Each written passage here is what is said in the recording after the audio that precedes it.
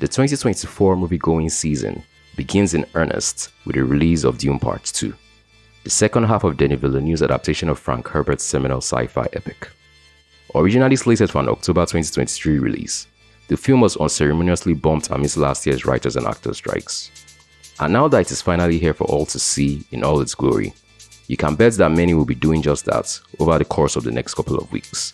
But does the film itself warrant all the hype surrounding its release? Or is it merely another tease for greater things to come? Hi guys, Michael Abayemi here, and today I'm reviewing Dune Part 2. The film picks up exactly where the first part left off, with Paul Atreides and his mother forced to seek sanctuary with the Fremen on the desert planet of Arrakis. Meanwhile, the Harkonnens have regained control of his immensely profitable spice production business.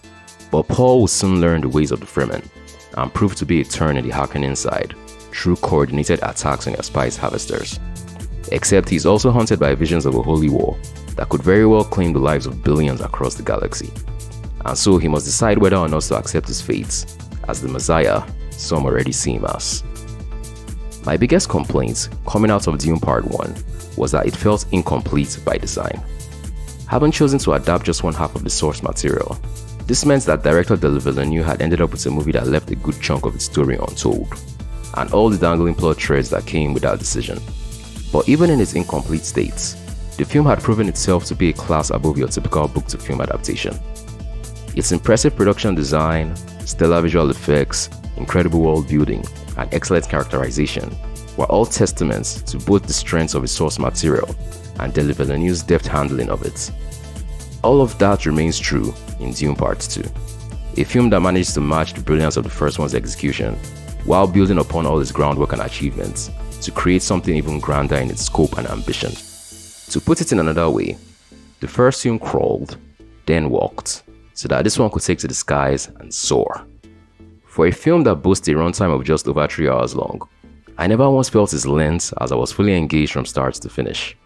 Every second of those 3+ hours felt earned and accounted for, mainly due to its excellent pacing.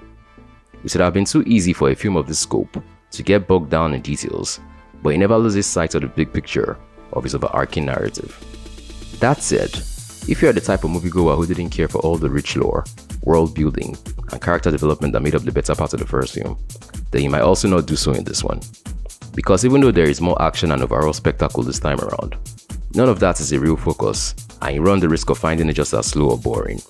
Although how anyone could find these movies boring remains a mystery to me. But if, like me, you thought the first film was brilliant, then you are surely in for a treat, because this one is clearly the better half. Everything from the cinematography to the score and visuals has been taken to the next level. And even though it has taken nearly 3 years for it to get here, it was definitely worth the wait. So taken as a whole, and as a fan of the books themselves, I have to say that this is as perfect an adaptation of the first book as I could have ever hoped for.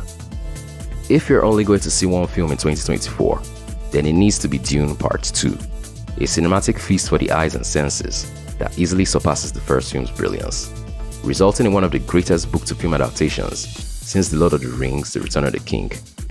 And while it remains to be seen if it could ever hope to stand the test of time like that other film, something tells me that it is a movie that will continue to get talked about among film fans and critics alike for many years to come. I'll give the film a 10 out of 10. What did you think of Dune Part 2? Let me know in the comment section down below.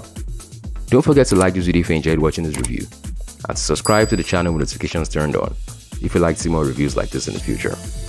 And until the next one, this is Michael, signing off.